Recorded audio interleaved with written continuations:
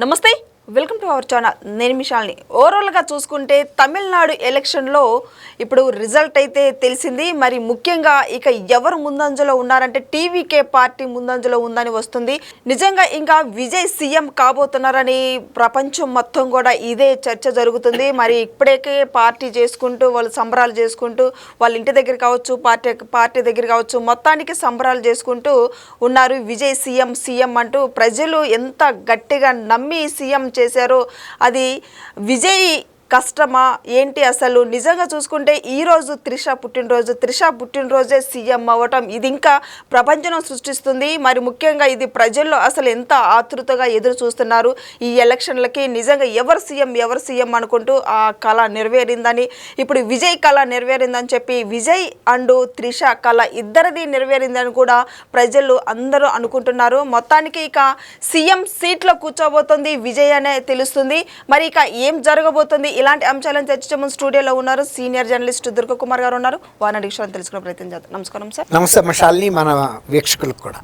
Sir, ఇప్పటికే TVK Vijay CM కాబోతున్నారని చెప్పి నిజంగా ప్రజలందరూ అనుకుంటున్నారు. ఇప్పుడే ఈ ఎలక్షన్లో అంటే ఈ కౌంటింగ్ అంటే ఎక్కువ ముందంజలో ఉంది విజయ్ పార్టీ అని వస్తుంది. మరి తర్వాత త్రిష తెలిసి వాళ్ళ ఇంటికి వెళ్ళటం ఇప్పుడు అంతా చూస్తూనే ఉన్నాము. మరి ఏంటి అంత దాని వెనక కారణం ఏంటి? ఇప్పుడు ప్రజలే సీఎం అని చేశారా? త్రిష ఏంటి ఇదంతా ఏం చెప్తారు సార్ దీని గురించి? తమిళనాడు రాజకీయాలు ఎప్పుడు కూడా చాలా భిన్నంగా ఉంటాయి. మా దేశంలో ఏ రాష్ట్రంలో లేని రాజకీయ విశిష్టత తమిళనాడులో ఉంటుంది. తమిళనాడులో మొదటి నుంచి కూడా సినిమా ప్రభావం రాజకీయాల మీద ఎక్కువగా ఉంది. అన్నాదురై దగ్గర నుంచి కూడా ఆయన కూడా రైటరు, ఆ తర్వాత కరుణానిధి గారు కూడా రైటరు, తర్వాత ఎంజి రామచంద్రన్ గారు హీరో, జయలలిత గారు హీరోయిన్. అట్లా మొదటి నుంచి కూడా సినిమా రంగానికి రాజకీయ రంగానికి ఎనలేని సంబంధం ఉంది. మొదటి నుంచి డిఎంకే రాజకీయాలు అంటే ఇవి ద్రవిడ సంస్కృతి మీద బేస్ అయిన పార్టీలు ఇప్పుడు వరకు పరిపాలిస్తూ వచ్చినాయి. ఇప్పుడు కూడా రెండోసారి అధికారంలో ఉన్న పార్టీ ఎన్నికైన సందర్భం లేదు. ఈసారి మాత్రం డిఎంకే తిరిగి గెలుస్తుందని చాలా సర్వే సంస్థలు కూడా చెప్పినాయి. ఎందువల్ల అంటే స్టాలిన్ పరిపాలన డిఫరెంట్గా ఉంది, అతన్ని ప్రజలు ఆదరిస్తారు అని అనుకున్నారు అందరూ. నిజానికి స్టాలిన్ ఇతరుల కన్నా భిన్నంగానే పరిపాలించాడు. కానీ ఆ పద్ధతి తమిళనాడులో సాంప్రదాయం ఏదైతే ఉందో ఆ సాంప్రదాయాన్ని తమిళ ప్రజలు కూడా నిలబెట్టారు. ఎట్లా అంటే రెండోసారి ముఖ్యమంత్రిగా అంతకుముందున్న పార్టీని ఎన్నుకోలేదు గతంలో కూడా, ఈసారి కూడా విజయ్ని ఎన్నుకున్నారు టీవీకే.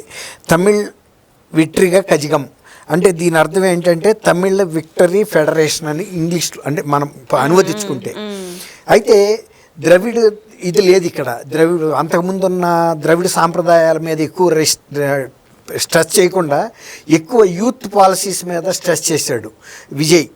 తర్వాత అసలు తమిళనాడు పాలిటిక్స్లో రజనీకాంత్ అవుతాడని లేకపోతే కమల్ హాసన్ పార్టీ పెడతాడని మొదటి నుంచి చాలా ఊహాగానాలు గత 3-4 ఎలక్షన్లుగా కూడా వస్తూ వచ్చినాయి. కానీ ఎప్పటికప్పుడు చివరి నిమిషంలో రజనీకాంత్ లాంటి ప్రముఖ హీరో కూడా వెనకాడాడు. అంతకుముందు ఇంకా కొంతమంది హీరోలు కూడా పార్టీలు పెట్టారు, సక్సెస్ అవ్వలేకపోయారు.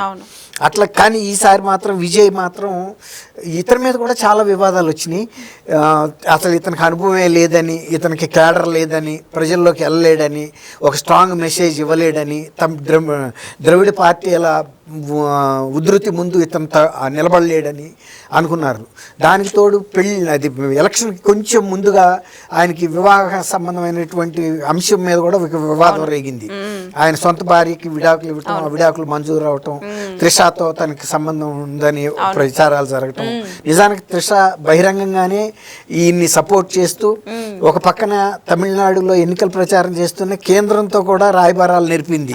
అమిత్ షా లాంటివి కీలకమైన వ్యక్తులతో భేటీ చేసి అంటే రాబోయే రాజకీయ పరిణామాలను ఇక్కడ ఎట్లా ఎదుర్కోవాలి అనే అంశం మీద, తర్వాత రాష్ట్రంలో కూడా ఎలాంటి వ్యూహాత్మకమైనటువంటి ప్రచారం చేయాలి, తర్వాత ఇట్లాంటి ఎదురు ప్రచారాలు జరుగుతున్నాయి అంటే ఈయన ప్రతిష్టను దెబ్బతీసేటందుకు జరిగిన ప్రయత్నాలను కూడా ఎదుర్కోవటంలో కూడా ధైర్యంగా నిలబడ్డారు. మీరు అన్నట్టు త్రిష ఇవాళ అసలు యాక్చువల్గా తిరుమల వచ్చి తన పుట్టినరోజుకి ప్రత్యేక పూజలు చేయించుకుని ఇంతలోకి ట్రెండ్స్ కూడా బాగా ఎస్టాబ్లిష్ అవుతున్న సందర్భంలో ఆమె డైరెక్ట్గా విజయ్ ఇంటికి వెళ్ళిపోయింది. అసలు టీవీకే టికెట్ల పంపిణీ ఎప్పుడు కూడా చాలా మంది అభ్యర్థులు త్రిష ఇంటి ముందు క్యూలు కట్టారు. ఎందుకంటే త్రిషాయే ఒక అధికార కేంద్రం, త్రిష ఎవరికి చెప్తే వాళ్ళకి సీట్లు అవుతాయి అనే అప్పటికే ప్రచారం జరిగింది. త్రిష కూడా తను పూర్తిగా బయటపడినట్టు కాక బయట పడనట్టు కాకుండా చాలా వ్యూహాత్మకంగా ఆయనకి నైతిక మద్దతుగా నిలబడింది, రాజకీయంగా మద్దతు ఇచ్చింది. ఈ వీళ్ళిద్దరు కాంబినేషన్ని తమిళనాడులో ప్రజలు వ్యతిరేకించలేదు, అక్కడ యూత్ కూడా వ్యతిరేకించలేదు. ఇంకోటి ఏంటంటే వీళ్ళు బాగా చెప్పింది ఏంటంటే పారదర్శకత, మా పరిపాలన పారదర్శకతగా ఉంటుంది, తర్వాత ఎక్కువ యూత్ ఓరియంటేషను, యూత్ ఎంప్లాయ్మెంట్ ఎక్కువ ఉంటుంది, సోషల్ జస్టిస్. ఇప్పుడు డిఎంకే ఇవన్నీ సాంప్రదాయబద్ధంగా ఉన్నప్పటికీ కూడా వీళ్ళు మేము అంటే సామాజికంగా న్యాయం చేస్తాము అని కొత్తగా ఒక నినాదంతో వీళ్ళు బయటికి వెళ్ళినప్పుడు చాలా మొన్న చేసినటువంటి సర్వేల్లో కూడా ఎక్కువ డిఎంకే వచ్చినాయి, 1-2 సంస్థలు మాత్రం విజయ్ గెలుస్తాడని ఇచ్చినాయి. అయితే ఏంటంటే ఇప్పుడు విజయ్ ఆల్రెడీ ఇప్పుడు మధ్యాహ్నం 2 ఆ ప్రాంతాలకి 104 స్థానాల్లో క్లియర్ మెజారిటీగా విజయం వైపు దూసుకెళ్ళిపోతున్నాడు. 118 స్థానాలు వచ్చిన ఎవరికైనా అధికారం చిక్కుతుంది. అయితే ఇప్పుడు డిఎంకే 67 స్థానాల్లోనూ, అన్నా డిఎంకే 63 స్థానాల్లో నిలకడగా కొనసాగుతున్నాయి, కానీ అవి చెప్పలేము. ఒక్కోసారి ఈ మెజారిటీల్లో ఒక 4-5 సీట్లు అటు ఇటు కావచ్చు. దాదాపుగా ఇతను విజయ్ 118 దాకా కూడా ఎస్టాబ్లిష్ అవ్వచ్చు. ఒక 10 స్థానాలు కనుక తగ్గితే ఆ 10 స్థానాలు కాంగ్రెస్ కూటమిలో ఉన్న చిన్న పార్టీలు కానీ, బీజేపీతో ఉన్న చిన్న పార్టీలు కానీ, డిఎంకేని సపోర్ట్ చేస్తున్న చిన్న పార్టీలు, ఏ పార్టీలు అయినా కూడా ఇతను అధికారంలోకి వస్తున్నాడు కాబట్టి సపోర్ట్ చేస్తాయి. కాబట్టి మేజర్ పార్టీల సపోర్ట్ లేకుండా, అంటే ఏఐడిఎంకే కానీ డిఎంకేల సపోర్ట్ లేకుండా చిన్న పార్టీలు, ప్రాంతీయ ఉప పార్టీలు లాంటి వాళ్ళతో ఇతను ప్రభుత్వాన్ని చాలా ఈజీగా ఎస్టాబ్లిష్ చేయగలుగుతాడు. తర్వాత తను పోటీ చేస్తున్న పెరంబూరు నియోజకవర్గం నుంచి కనుక ఖాళీ చేస్తాడని అంటున్నారు. ఆ స్థానం నుంచి బహుశా త్రిష పోటీ చేసే అవకాశం 80% ఉంటుంది. 80 కాదు, దాదాపు 90% వరకు. లేని పక్షంలో వాళ్ళ తండ్రి విజయన్ తండ్రి చంద్రశేఖరన్ గారు చేస్తాడంటున్నారు. కానీ చంద్రశేఖరన్ గారు చేస్తాడని అయితే నేను అనుకోను. ఎందుకంటే ఈ కాంబినేషన్ ప్రజలు ఆశీర్వదించారు కాబట్టి ఇంకా వాళ్ళు త్రిషని అంటే బ్యాక్ బెంచ్లో కూర్చోబెట్టాల్సిన అవసరం లేదు.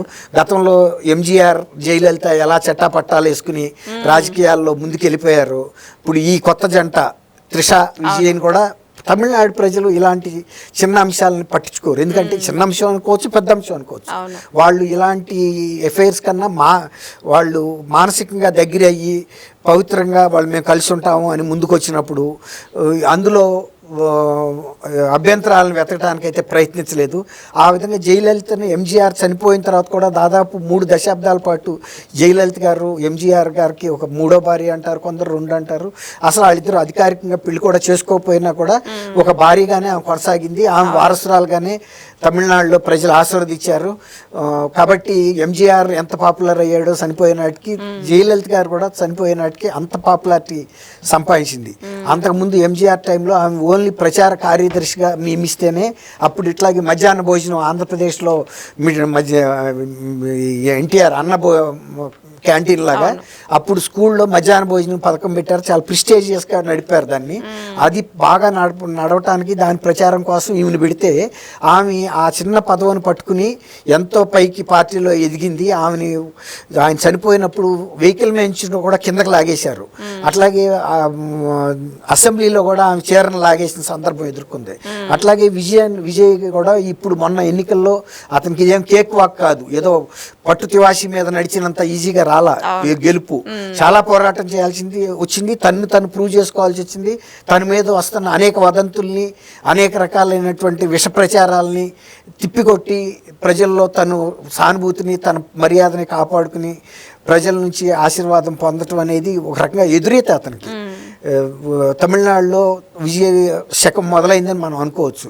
ఒక్కసారి కనుక తమిళనాడులో రాజకీయంగా ఎస్టాబ్లిష్ అయితే ఎప్పుడు కూడా కనుమరుగయ్యే పరిస్థితి ఉండదు. కాబట్టి తను ఇంకొక 20-25 సంవత్సరాల పాటు ఒకసారి గెలిచినా ఇంకోసారి ఓడినా రాజకీయాల్లో తను ఇదంటూ ఒక పేరంటూ కొనసాగుతుందని అయితే మనం ఖచ్చితంగా చెప్పొచ్చు. సార్, ఇప్పుడు విజయ్ సినిమాలు తీసుకుంటా ఉన్న విజయ్ రాజకీయాల అనుభవం లేదు అని గతంలో చాలా మంది వ్యాఖ్యలు చేయడం జరిగింది. మరి ముఖ్యంగా ఇప్పుడు విజయ్ ఇంకా సీఎం అంటే ఇప్పుడు అసలు నిజంగా ఆశ్చర్యంగా అనిపిస్తుంది. అవును, కానీ తమిళ ప్రజలు మాత్రం అది ఏమి సందేహాస్పదంగా ఇవ్వాలి ఆ తీర్పుని. చాలా స్పష్టమైన తీర్పిచ్చారు. తర్వాత ఇంకోటి ఏంటంటే గతంలో ఉన్న డిఎంకే పార్టీ, ఏఐడిఎంకే స్టాలిన్ ఉన్నాడు, యువతల ఏఐడిఎంకే కూడా స్ట్రాంగ్ పార్టీ. అయితే వీళ్ళు ఉన్నా కూడా అంత స్పష్టమైన మెజారిటీ ఇచ్చారు అంటే తమిళ ప్రజలు ఒక అవగాహనకు వచ్చారు. ఎందుకంటే ఇక మారిపోతున్న గత చరిత్ర ద్రావిడ సంస్కృతి అనేది ఇప్పుడు మారుతున్న కాలంతో పాటు విధానాలు మారాలి, పరిపాలన మారాలి, తరం మారాలి అని ప్రజలు కోరుకోబట్టే ఒక రకంగా స్టాలిన్ కూడా ఇప్పుడు కొత్తగా చీఫ్ మినిస్టర్ అయ్యాడు, కానీ ఆయన తండ్రి సాటుగా చాలా కాలం నుంచి ఆయన రాజకీయాల్లో ఉన్నాడు స్టాలిన్ కూడా. డిఎంకే పార్టీయే కాబట్టి ఇక కొత్త సీసాలో పాత సారా అన్నట్టు కాకుండా కొత్త సీసాలో కొత్త సారా అయిపోద్దాం అనే ఒక స్థిర నిర్ణయానికి తమిళ ప్రజలు వచ్చారనేది మనకు దీని ద్వారా అర్థమవుతుంది. గతంలో ఏంటంటే కొత్త సీసాల్లో పాత సారా అన్నట్టుగా ఆ రెండు పార్టీల్లో ముఖ్యమంత్రులు మారినా పార్టీలు మారటం జరిగింది, కానీ బట్ ఈసారి డిఎంకే పార్టీలకి ఫస్ట్ టైం ఎదురు దెబ్బ. అంటే ద్రావిడ మునేట్ర పార్టీగా ఎమర్జీ అయిన 2 ఏళ్ల క్రితమే పెట్టిన పార్టీ. అంటే ఒక రకంగా రామారావు గారు తెలుగుదేశం పెట్టి 9 నెలల్లో ముఖ్యమంత్రి ఎట్లా అయ్యాడో దాదాపుగా అట్లాంటి రికార్డునే విజయ్ కూడా నెలకొల్పాడని మనం చెప్పొచ్చు. కాకపోతే రామారావు గారు అంత లాంగ్ హిస్టరీ ఇతనికి లేదు. రామారావు గారికి ఇంకా ఎక్కువ చరిత్ర ఉంది. అప్పటికి దాదాపు ఒక 30 ఏళ్ల పాటు 30 పైన ఏళ్లపాటి సినిమాల్లో కొన్ని వందల సినిమాల్లో హీరోగా అనేక రకాల పాత్రల్లో పౌరాణిక జానపద సాంఘిక చిత్రాల్లో నటించాడు. ఒక అందరికీ కూడా ఆరాధ్య దైవం ఒక కృష్ణుడు రాముడు ఎలా ఉంటాడో అది పనిచేసింది రామారావు గారికి. తర్వాత ఆయన పారదర్శకత, ఆయనలో ఉన్న ధైర్యం, అంటే ఆ రోజున కాంగ్రెస్ పార్టీని ఎదుర్కోవటం అంటే చాలా కష్టమైన పని. అలాగే ఇప్పుడు విజయ్ కూడా ద్రవిడ పార్టీలను ఎదుర్కోవటం అంటే ఓ రకంగా ఇప్పుడు స్టాలిన్ కూడా ఒక స్టాల్వర్ట్ అనే చెప్పాలి. ఎందుకంటే ఆయన తండ్రి దగ్గర చాలా తర్ఫీదు పొందాడు. అప్పుడు ఎంజీఆర్ టైం నుంచి కూడా ఆయన ఎదుర్కొన్నాడు. అట్లాగే జయలలిత టైం నుంచి కూడా ఆయన రాజకీయాలు చూశాడు. ఇప్పుడు మరి స్టాలిన్ లాంటి స్టాల్వర్ట్ని ఎదుర్కొని గెలవటం అనేది విజయ్కి ఇది ఒక హిమాలయన్ టాస్క్ అనుకోవాలి. అటువంటి టాస్క్ని తమిళ ప్రజల సహకారంతో చాలా తేలిగ్గా సాధించాడు. తమిళ నాట ఇది ఒక కొత్త వరవడి అని మాత్రం చెప్పొచ్చు. ఇంకొకటి జనంలో ఇంకొకటి వస్తుంది ఏంటంటే సార్ 2 సంవత్సరాలకే సీఎం అవటం, అవును 2 ఏళ్ళే సృష్టించడం, అవును 2 ఏళ్ళు. అవును రామారావు గారు కూడా 9 నెలల్లో అయ్యాడు, అది వేరు. రామారావు గారు హిస్టరీ వేరు. రామారావు గారికి 60 years ఉంది అప్పటికి, కరెక్ట్గా 60 years అప్పుడు. కానీ ఇతను ఇంకా చాలా below around 40 years, around 40 years. కానీ అది గొప్ప విషయం. తమిళనాడులో ఎప్పుడు ఇలాంటి మిరకిల్స్ జరుగుతాయి, అద్భుతాలే జరుగుతాయి రాజకీయాల్లో. ఇది మరో అద్భుతం. థ్యాంక్ యూ అమ్మా శాలిని, మన వీక్షకులు.